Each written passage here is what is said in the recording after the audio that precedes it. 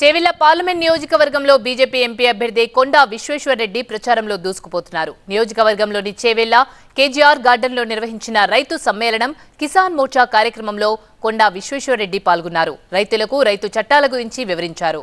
Chevella parliament పరిధిలో ప్రతి గడపను ప్రతి ఓటర్ను కలిశానని చెప్పారు కొండా విశ్వేశ్వరరెడ్డి. చేవెళ్ల పార్లమెంట్లో తప్పకుండా బీజేపీ జెండా ఎగురుతోంది.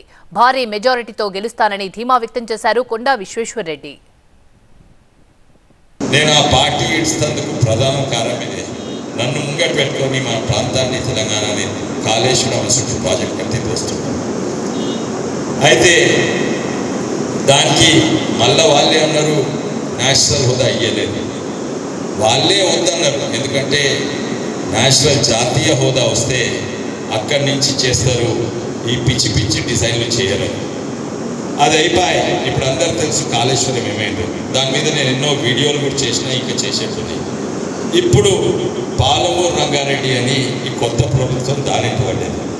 ఆ పాలమూరు రంగారెడ్డి టెక్నాలజీ డిజైన్ ఏంటంటే ఇదే కాళేశ్వరం నంబర్ 2. ఇది డైరెక్ట్ జూరాల నుంచి పక్కన జూరాల నుంచి డైరెక్ట్ మనకు నీళ్లు తీసుకురాక అది కింది వరకు శ్రీశైలం పోయి మళ్ళీ తీసుకొస్తారు.